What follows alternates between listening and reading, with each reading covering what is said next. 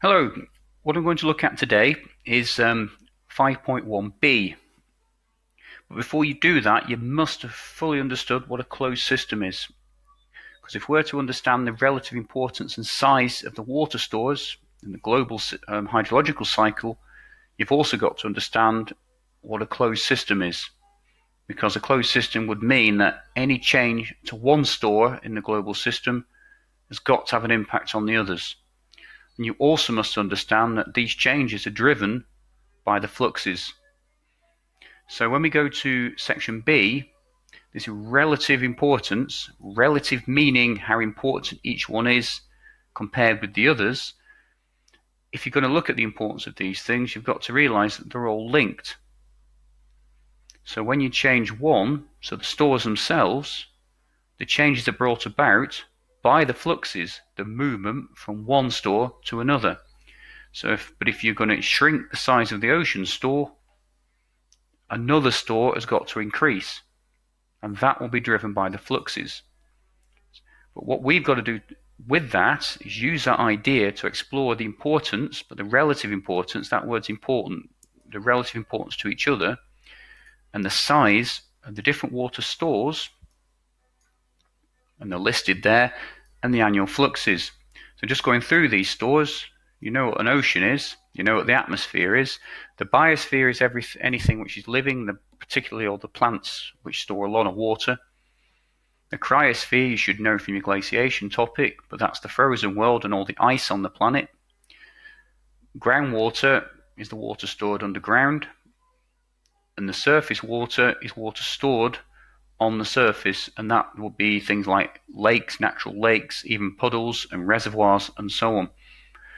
Remember that all of those are stores, not to be confused with movements.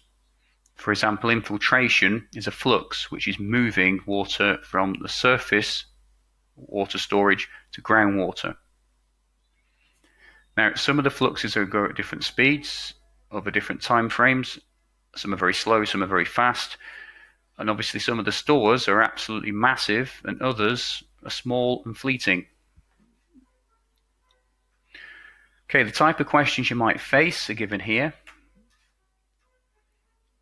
So it's always worth having a look at those before you start any topic, so that on the upper end of this, the assess questions, assess the likely impacts of changing, and it might name a factor or two, or even give you a figure with some information on, and look at how changing one factor might impact on the other parts of the drainage basin in the diagram, or on the global system. You might have to explain the relationship between any two stores or a flux and a store, and explain how they're linked. So how's surface storage linked to groundwater?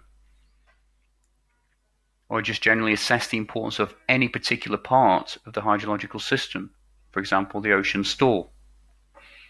So what we need to do here is start looking at the importance of the different stores and fluxes. Now, if you need to remind yourself about how a closed system works before you do that, there's a nice paragraph in the Frost textbook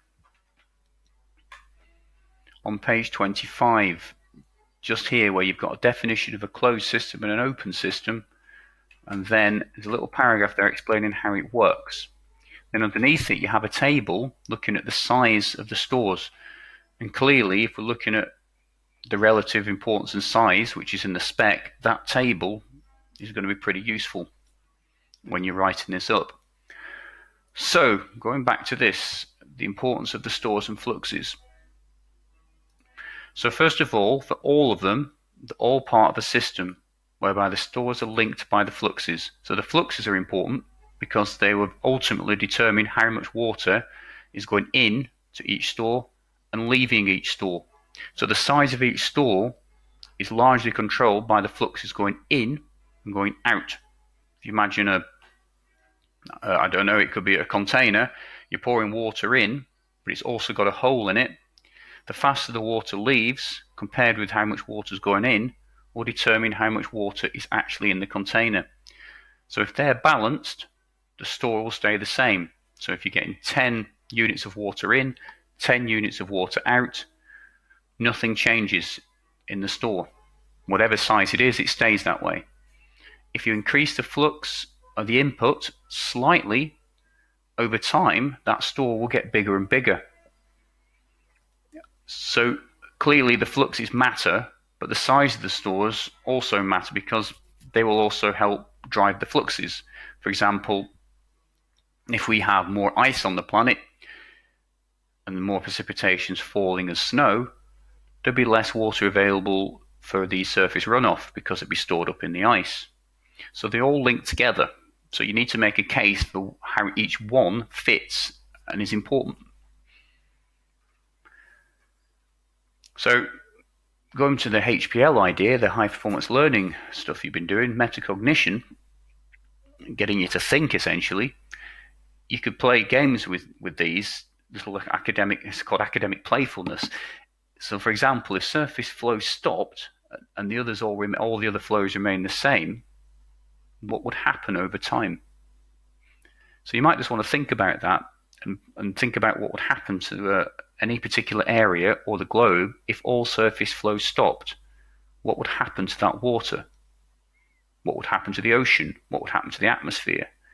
You can look at the knock-on effects of that. It's not as simple as it first appears, that, but it's a good exercise to get you thinking about how these flows all link together. Right, once you've done that, what we've got here is the notes you're going to need, and I've modelled how to do this by looking at the oceans, but the others I'm going to leave for you to do. So we've got to assess the stores and the fluxes. Now what I've done here is set it out like the spec, where you've got ocean, atmosphere, biosphere, etc. So I've got these listed down here, and within these I've mentioned the fluxes and how they help control that store. You could list the fluxes and do it the other way around. So the units are given there for each, the only difference being that fluxes are driven per year, whereas the stores are just how much water's in that particular store. Remembering, the Frost textbook has a nice table so you can look at the relative size, and if you're looking at relative importance, obviously the more water's in the store, you could arguably, it makes it more important in that, or for that particular aspect. So if we look at what I've done for oceans, if we're assessing their importance, and you might have to adapt this if it gives you a figure or something in the exam, but above all, it's by far the largest store. Well over 90% of global water, about 96-97% of all global water is held in the oceans. And additionally, it's responsible for the majority of global evaporation. When you look at the water cycle, you've got ocean evaporation there. So, and then we've got the land evaporation over here in transpiration, and you can see the bulk of evaporation transferring water to the atmosphere is coming from the oceans. Although most of it falls back into the ocean as precipitation, but it does transport 40 of that over the land and contributes to global rainfall. So straight away you can start to see how important that is, because global rainfall obviously determines all the surface runoff, the rivers, and then ultimately things like how much water is going to infiltrate into the soils, to soil moisture storage, and so on. So as it says here, therefore adds much to the atmospheric store. So in turn, that generates much of the global precipitation, but most goes straight back into the ocean. 373 of the 413, and we're sticking with the units there at the top, 10 to the 3 kilometers cubed. But it does contribute 40 to the land precipitation. The other 73 of the 113 that falls on the land comes from evaporation from the land and transpiration. So therefore it is significant. It contributes to all the other stores and fluxes. Now you might go on a little bit more about that. Now I haven't done there, but if you were to look at that, rain falls onto the land, it's going to flow into the rivers and so on, so it has a big impact on how much flowing through the rivers, and obviously for water supply for people. But also if you even just think about your garden, when it rains a lot, the soil starts to absorb that water. So that's infiltration from the surface into soil moisture. Some of that soil moisture might go deep down into groundwater, and then that might become part of groundwater flow. So the fact that it adds that water to land, without it, would be a lot drier, and it would affect all the other water stores on land. Thinking about vegetation, if you imagine that wasn't happening, there'd be less water available to vegetation. It would change how much water is stored in vegetation. In fact, if you started to dry areas up, you might get less trees, less water storage in those, and so on. So it will knock on to all the others. Now, all you need to do now is think about taking that as a starting point. Is the role of the atmosphere, the biosphere, the cryosphere, groundwater, and surface water. And I've given you a few notes on there just to help you with that and things to consider. And both the textbooks, your Dunn textbook and the Frost textbook, do some stuff on this as well. And I'd also, if you want some figures in terms of the size of those stores, they're all given on there. But for example, the cryosphere, think about the billion people who rely on meltwater from the rivers, from the Himalayan mountain range, for instance, and the Ganges and the Brahmaputra, which are fed by glaciers in the Himalayan mountain range. And then once you've worked through that, so you end up with some nice easy paragraphs to follow there, just so you can assess the importance of these different stores, but keep referencing the fluxes which determine those stores. So a lot of surface water comes from rainfall, for instance, and precipitation, but ultimately came from evaporation. And then we've got a little exercise at the bottom you could have a go at, where you've got reinforcing ideas. And here what you've got is a soil moisture graph. And that's how much water's in the soil. So this is centimeters of water in the upper meter of the soil. And if you look at the different dates and so on, you should be able to work out what's going on. And I'll tell you what field capacity is, just in case you're struggling with that, but you could easily have looked it up. But that's when the soil is completely full of water. All the air spaces in the soil have gone. So if you think about that in a plant pot, if the plant pot you've got has no holes in the bottom of it, and you pour water in, at the beginning, water sinks into the soil and as it fills the air spaces. If you keep pouring water into that plant pot, eventually the soil will be completely full, and then you'll get water sat on the surface. When that happens to a whole drainage basin, that causes flooding.